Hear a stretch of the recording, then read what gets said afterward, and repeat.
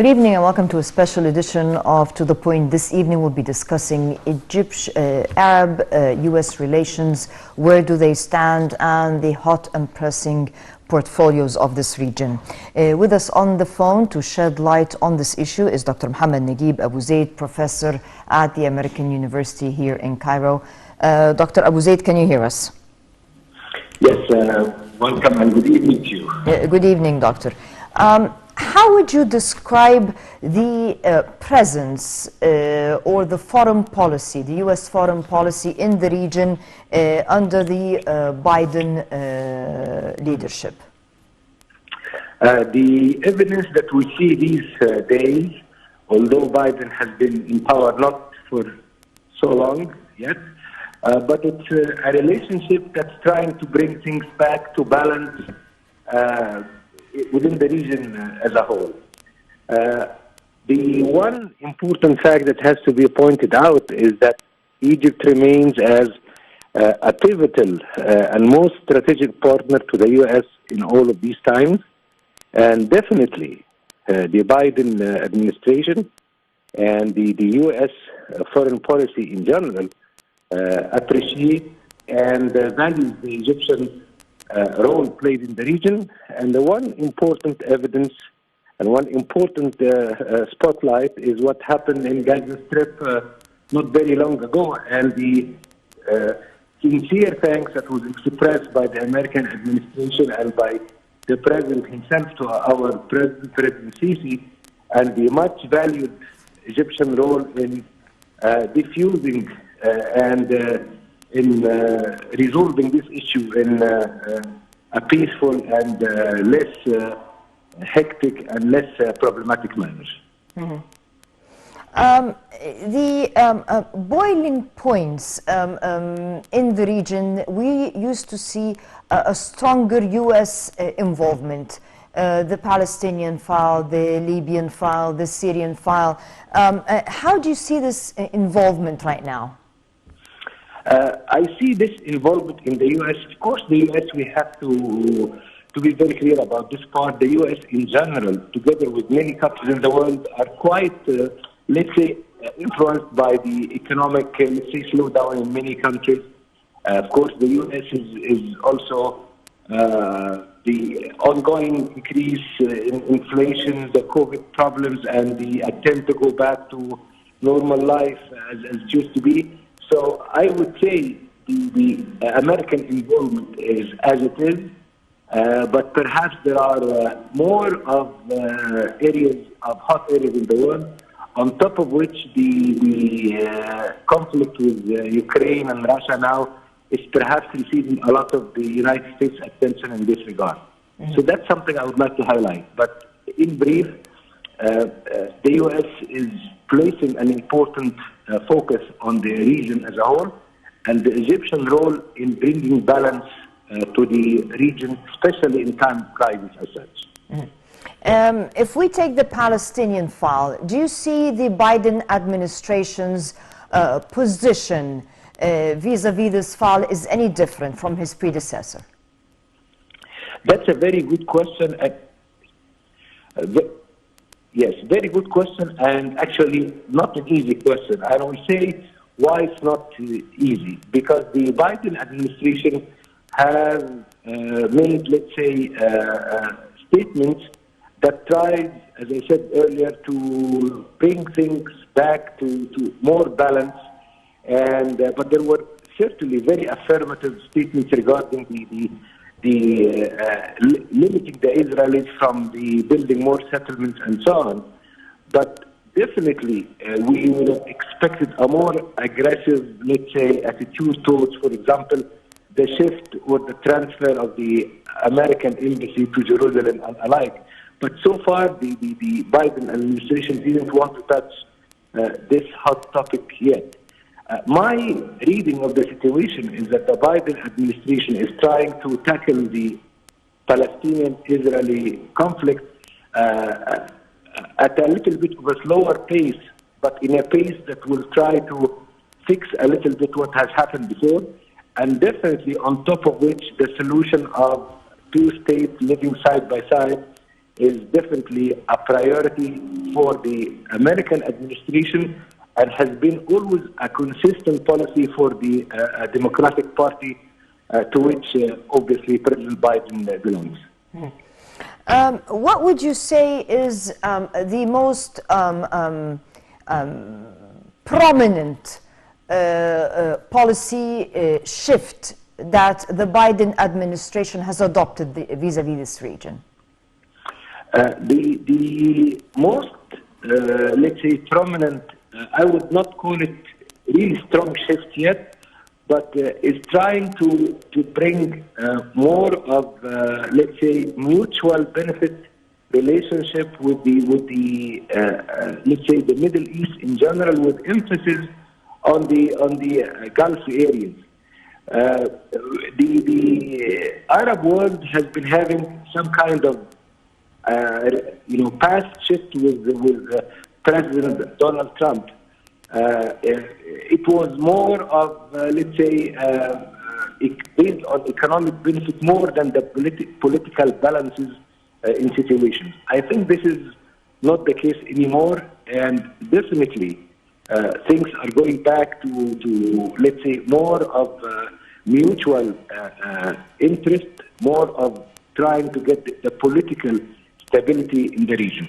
Mm-hmm. Definitely, your question is very much, one can talk about it for a long time, but there is also another shift happening here about the relationship with Iran. Let's not overlook this part, and trying to limit the Iranian, let's say, situation and embedded or direct threats to the area, especially with all these escalations that's happening in areas in like Yemen, the Houthis, and the United Arab Emirates attack that took place on Emirates and so on. Mm. So that's what I call it a shift, and definitely needs to be tackled with a lot of wisdom by all parties in the coming future. How do you expect the development of relations, since you raised the Iranian file, how do you expect the progression of relations between the U.S. and Iran in the near future?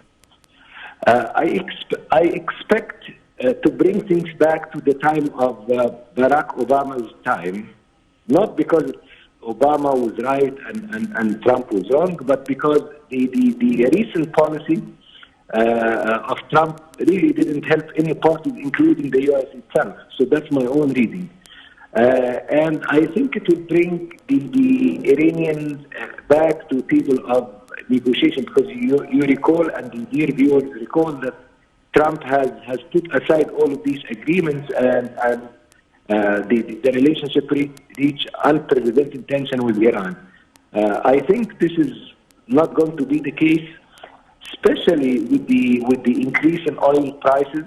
And if anything like that happens, then the U.S., and we all know that the U.S. is most hurt by its economic gate, and the internal pressure if prices and inflation and gas goes high, energy in general. So I think that would be a good inviting step for the U.S. to have a more reasoned relationship with Iran and the Iranian back to table of, let's say, settling things back to what it used to be. Who is on the U.S.'s bad side, if we can put it that way?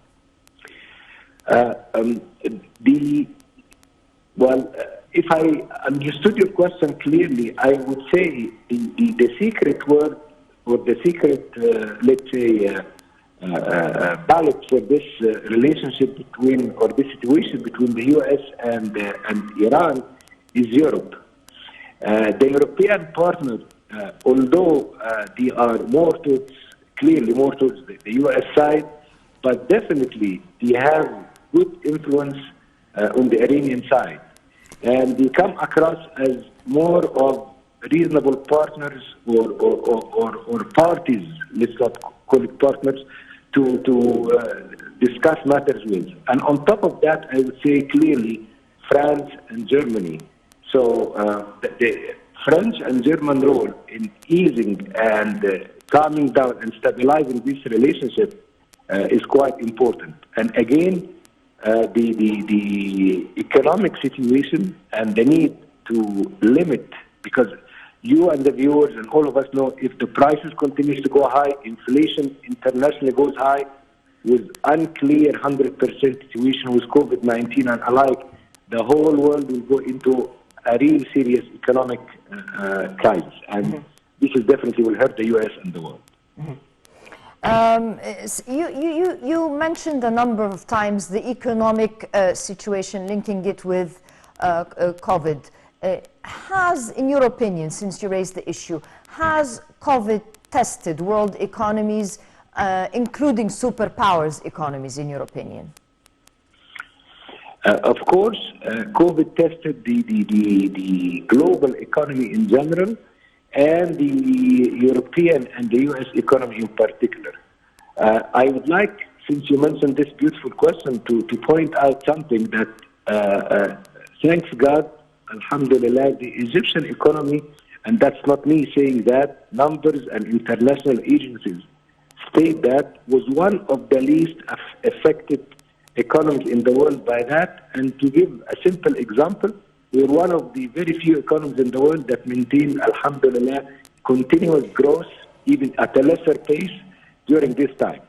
But back to your question, Europe has been impacted by that, and the economy that was perhaps affected the most is Germany.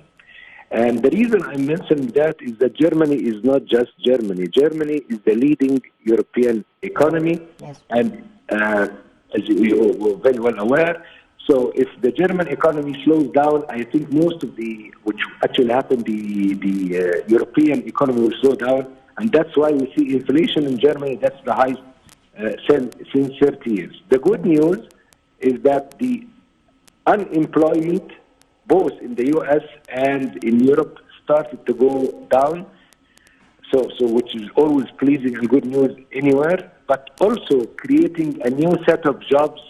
Yes. That's, for example, relevant to online, to IT, and so on, in this new reality that we're living in. Dr. Mohammed Naguib Abu Zaid, thank you very much for your fruitful input. Stay tuned, more to come on To The Point.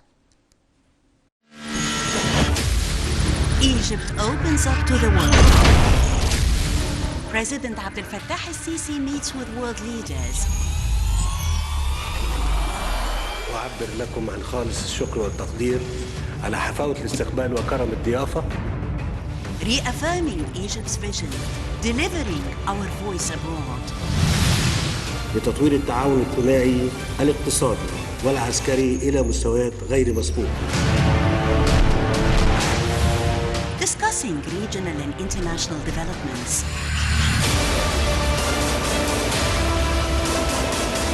Solid and strong relations on the path of partnership and development.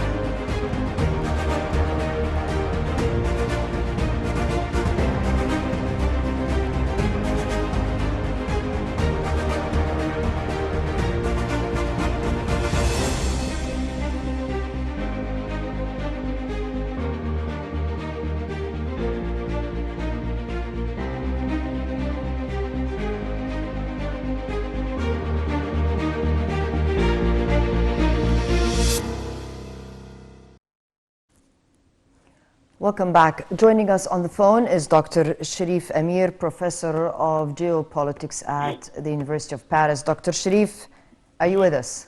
Yes, hello. Yes, good evening, sir. Good evening. U.S. policy in the region, in your opinion, has it really shifted in a different direction from Trump's?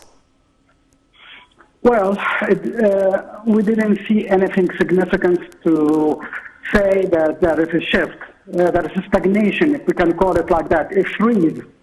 I think that the Biden administration is lost in many areas in the world. So the Middle East, without saying, is the most complex in the geopolitics. They're worried about China, and they were worried about Russia, and now they are occupied by the things going on in Ukraine. So I think that in the region, the Biden administration haven't yet decided what they should do. They have only the standards of the U.S. policy, which is sustaining the security of Israel, and otherwise there is nothing in addition to say that there is a shift. For example, the peace process between the Israelis and the Palestinians, we see nothing. They used to say they will endorse the creation of a Palestinian state. There is nothing on the ground. Concerning Iran, well, they're trying to negotiate with Iran, and now Iran is having the upper hand, and not only destabilizing the security of Yemen and Syria and Iraq, they're also now escalating by violating the airspace of Saudi Arabia and the Emirates. So where is the American administration in all that? We didn't see even a condemnation for what's taking place. So in my opinion, the Biden administration is behind. It's late. It's very late for them to act on these issues. I think that the Trump administration was very involved in the situation in the Middle East. Whether we liked it or not, but there was a presence of a superpower, and listening to the allies, listening to Egypt, listening to Saudi Arabia, and trying to find solutions. And there was this peace accord between the Emirates and Israel, and then the Gulf states and Israel. Iran was very reluctant to do any maneuvers in this region or violate the security of the Gulf states like they're doing now with the Emirates. There was some positive things, but still, I think that time will tell if there will be a huge escalation in the Middle East, and I think it will be by Iran, whether they will act, the U.S. administration, swiftly, or they will be so weak and so tired after the confrontation that is taking place in Ukraine. They will be so tired to intervene in the Middle East. Mm-hmm. Who will be, in your opinion, the U.S. allies in the coming future in this region? Will they be any different? Well, to answer this question, as I told you, time will tell, because no country will just sit and wait for the U.S. to come and help. I think that the Gulf states now, they know that they are threatened by Iran. And it's a huge threat. It's not an easy one. For the first time, this airspace of Abu Dhabi and Dubai are being violated by missiles. We never seen this before. It happened twice now, and I think it won't be the last one. And same thing with the airports in Saudi Arabia. These are the major allies of the U.S. So are they going to wait till there will be the scenario of Iraq and Kuwait again? I don't think so. So they will contact the Russians for the air defenses. And then they contacted the Israelis also for their defenses. And they contacted Egypt also, and President Sisi was present there 2 days ago in the Emirates to assure them that we are there for them. Mm-hmm. So where's the U.S. and all that? I can't see them. So if you want to have allies, you have to do like what George Bush Sr. did in the Gulf War when Kuwait was invaded by Iraq, and the alliance was formed in a matter of weeks, and Desert Storm took place, and they knew that their shield was the U.S. So they knew there was an ally. Whether the ally now is the U.S.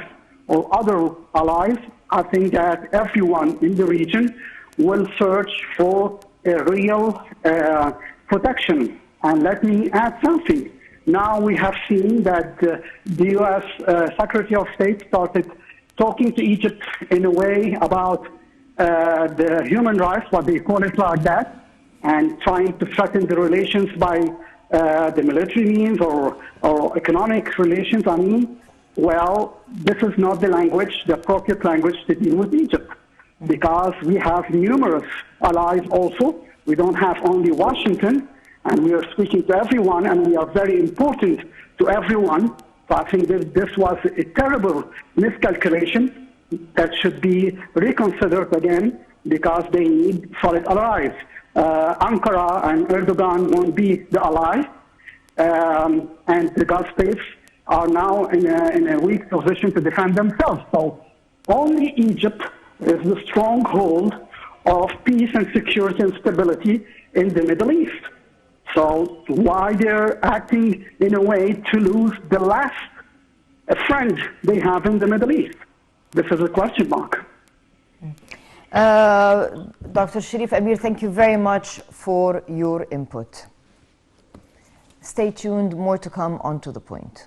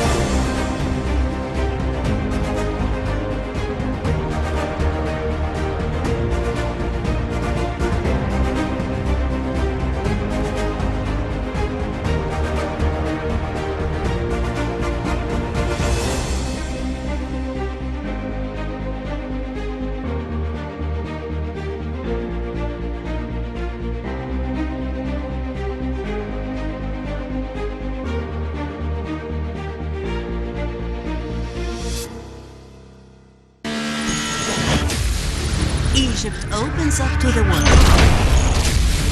President Abdel Fattah al-Sisi meets with world leaders. أعبر لكم عن خالص الشكر والتقدير على حفاوة الاستقبال وكرم الضيافة.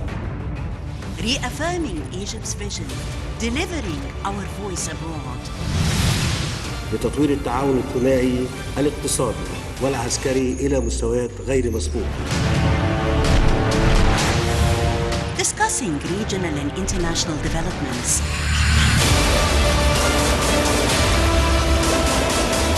Solid and strong relations on the path of partnership and development.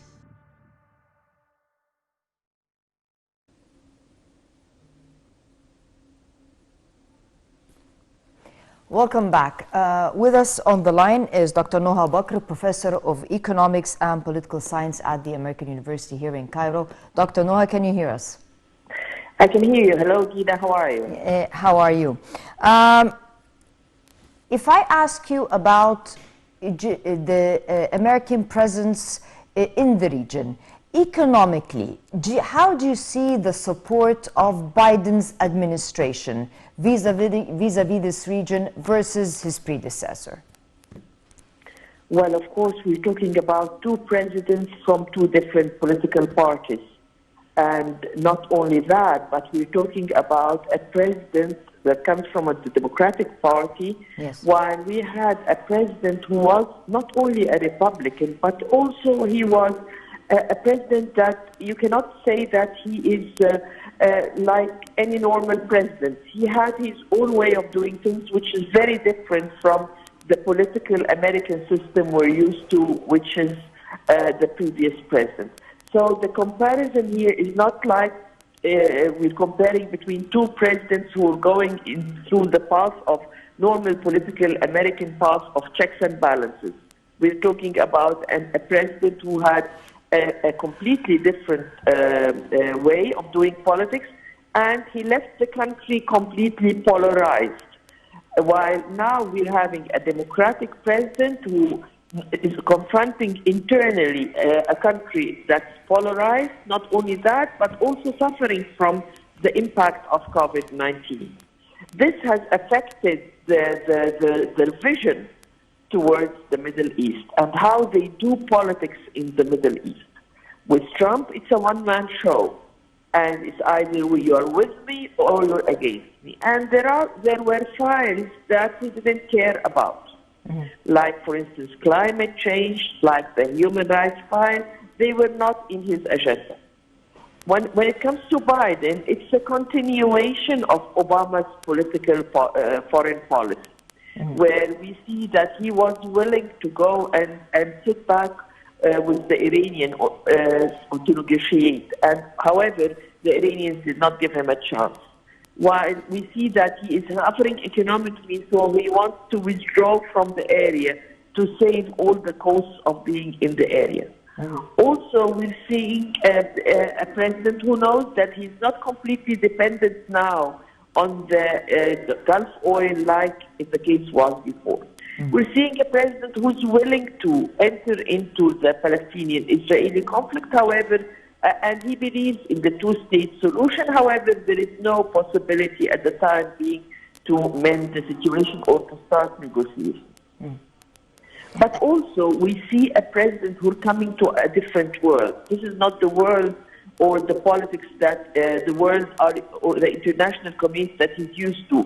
COVID-19 has affected everything, but also the Middle East remains also a good source for the American economy and for the American investments. So it is sort of a relation where he's not willing to fully indulge in, but he still knows that there is a need for the region. There is a lot of private capital invested in this region. Exactly. Is that, in a way, a game changer for U.S. policy vis-a-vis this part of the world? To some extent. However, we need to know that this is not a president who can work against the Congress, for instance. The American system is a system of checks and balances. So it is not only the president who is running the game, it is the president and the majority of the Democrats who are in the Congress who are pushing for certain policies, and he has to abide to. It is not the case like when it was in Trump, where he was a one-man player or a one-man show, although the Constitution puts on him the pressure of checks and balances. However, he was doing whatever he wishes. This is not the case now. Has the American rank and file, the public awareness about U.S. foreign policy in this region, has it been raised, especially after the so-called Arab Spring? Do you think this has changed or is affecting the way the U.S. is intervening in this region, especially after the Iraqi issue?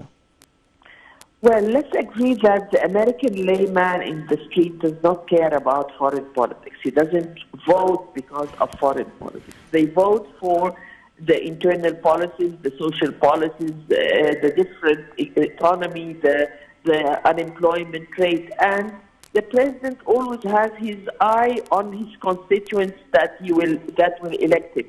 And if not elect him, elect another person from his own party. So the American president, when he puts the foreign policy, he knows that it is not a game changer for whoever will vote for him, except if American bodies come back, if Americans are killed abroad, or if the economy is affected terribly because of that. However, they always look about who will vote to them. Dr. Noha Bakri, thank you very much for your fruitful input, and we'll be right back after this, so please stay with us. Egypt opens up to the world. President Abdel Fattah al-Sisi meets with world leaders. وأعبر لكم عن خالص الشكر والتقدير على حفاوة الاستقبال وكرم الضيافة. Reaffirming Egypt's vision, delivering our voice abroad. لتطوير التعاون الثنائي الاقتصادي والعسكري إلى مستويات غير مسبوقة. Discussing regional and international developments.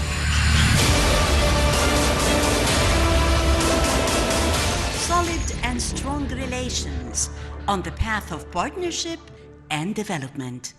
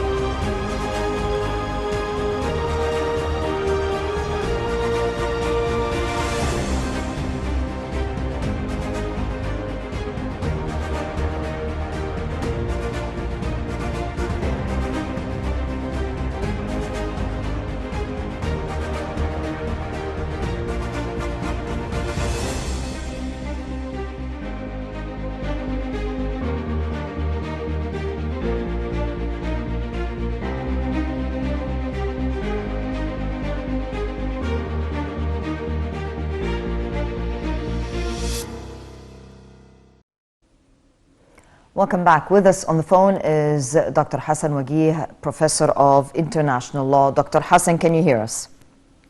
Yes, Yes. howdy. Good evening, sir. Good evening. In the past, we saw lots of unilateral actions in this region. For example, we saw a lot of actions by Israel vis-a-vis the Palestinians in this region that are in violation of international law. We've seen this numerously elsewhere in the region. In your opinion, the new American administration, the Biden administration, will it handle the file of unilateralism or violation of international law and order in a different fashion?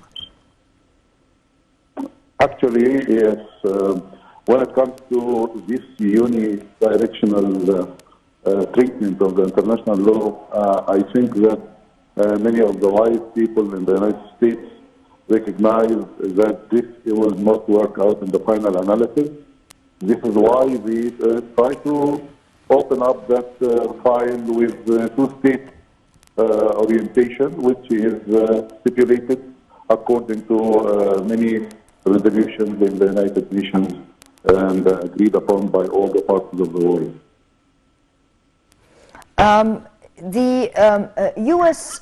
policy in support of critical issues in this region, how do you see it nowadays?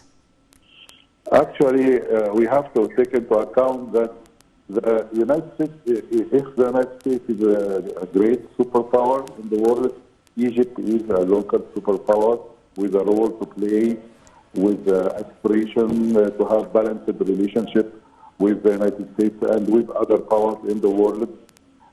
So I think this orientation, the Egyptian orientation, should be taken into account when it comes to the relationship with the United States.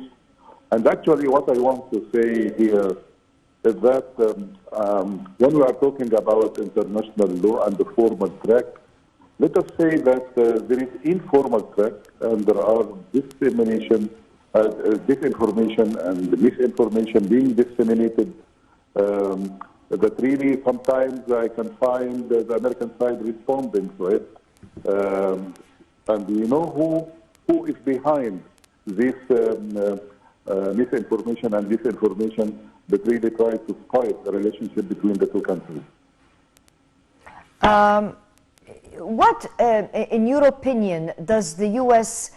Need to do in the coming phase to consolidate a more fruitful relationship with countries in this region? Yeah, actually, fairness, international law, establishing justice.